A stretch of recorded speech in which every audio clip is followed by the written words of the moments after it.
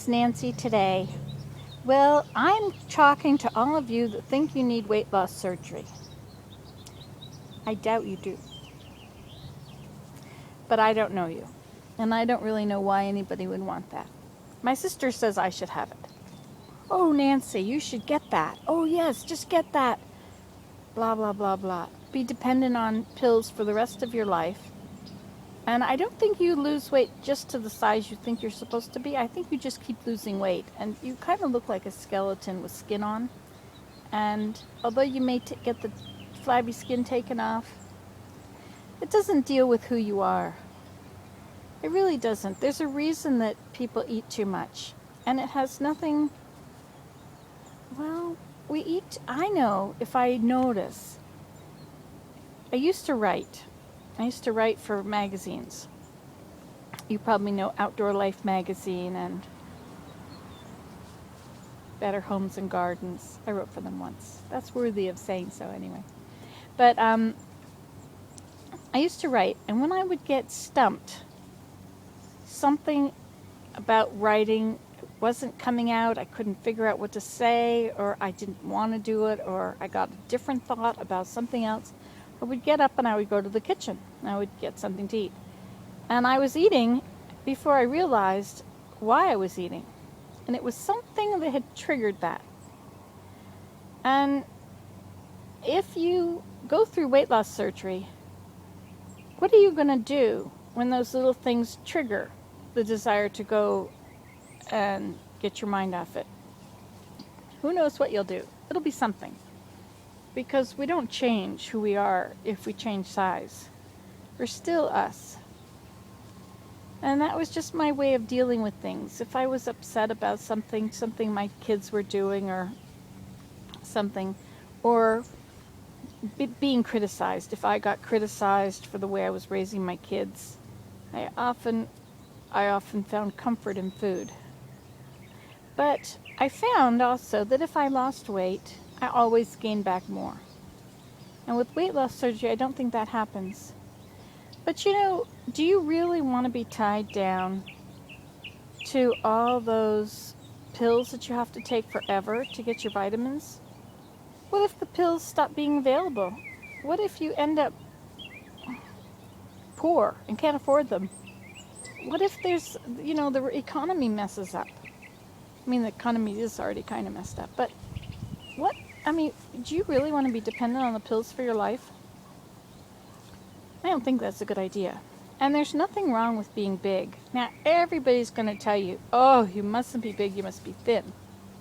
You must be a size 14, 12, 6, whatever they are, whatever they think is perfect. But you don't. Our bodies are the way our bodies are, and they get bigger. Our metabolism slows down at certain stages, and it slows down more at other stages. And then when we get old, we generally get sick. Some parts of us stop working so well, and we lose weight. And chances are you go out of this life being a size 6 or size 10. In the next life, your body will be exactly perfect. I gave up trying to lose weight after I lost a whole bunch of weight once. I weighed 225 pounds or 220 pounds, somewhere in the 220s. Sometimes it's just a little less. It was once up to 240. But I don't care. It doesn't bother me. If it hurts to walk because I'm carrying around too much weight, well then, maybe it's a problem. But I think I look just fine. And I think that if I'm fat, I have no wrinkles. Do you notice that? I have no wrinkles. None. I have some little creases right here,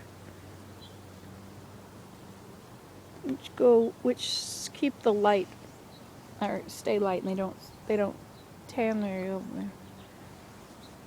But if I lost weight, I would get wrinkles. And I would not look as healthy. And that, to me, is a whole lot more important than what size I wear. And going to the beach, I feel fine going to the beach. I am just so fine who I am. I couldn't care less who sees me.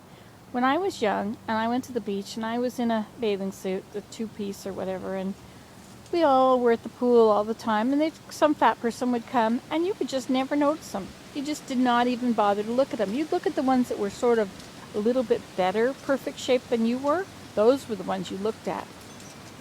Oh, how did she do that? Oh, my stomach is too big. Oh, my butt is too big. Oh, I need to just do this. You know, the perfect size really doesn't exist. The very few people have that perfect shape. Very, very few. If you go to Walmart, have a look. Go anywhere and have a look. Very rare are people in that perfect shape. And the more people are finding out, the farther medical research goes, and they find out all these things that can make you live longer and longer and longer. But you know, you won't live forever. You're not going to live forever. Do you really want to live forever? I do not want to live forever. I am really looking forward to that awesome place back with Heavenly Father. I think that is going to be the most awesome thing. And I'm going to enjoy this life. And I'm going to enjoy ice cream. And I'm also taking care of myself. And I love nature. And I love smelling flowers. And I love people. And I love helping people smile. And my life is about a whole lot more than what size I am. And maybe my habits are wrong now. I don't sit and binge all night. I eat more than other people, but it takes a lot of calories to maintain this size. See, if I lose weight, I'll get wrinkles. But rethink it. If you think you really need weight loss surgery, or if some doctor is trying to convince you that you need that, do you really want to get so skinny that you can't, that all your bones are showing? And who are you? Are you your body? You're who you are. If you don't like yourself now, you're not going to like yourself when you're skinny. I thought about that once. I was contemplating going on a diet. And I looked around at other people that were already that size that I thought was what I should be. And none of them looked like they were having this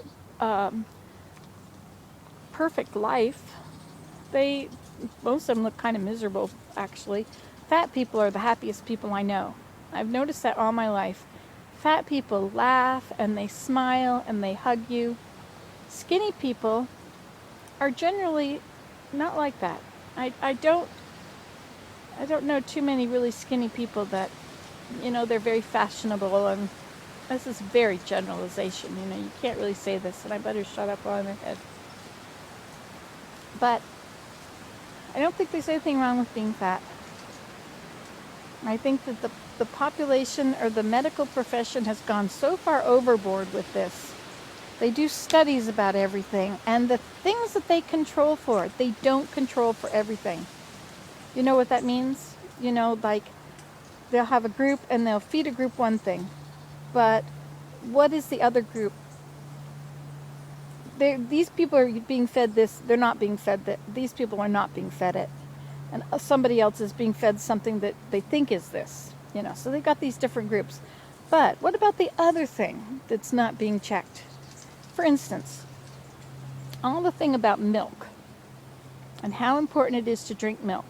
Well, back in the day originally when they found out that you should drink milk because it was good for you, imagine the study. One mother, one family always drinks milk because they live on a farm or whatever. Another family, or maybe they just like milk, whatever it is, or they're healthy, and milk is natural and it's a food. The other group maybe is poorer, maybe likes Coke. So you have a group that drinks milk and they have good teeth. You have another group that doesn't drink milk and they don't have good teeth. But what are they doing? Are they drinking Coke? Coke will destroy your teeth. Even Diet Coke. It's not the sugar that destroys your teeth, it's the phosphoric acid in the Coke. So they decide that the people that drink milk are healthier, therefore milk is important for your teeth. Well, is that true? What have they controlled for? You see, this is very important. In all these studies, they tell you what they want to tell you.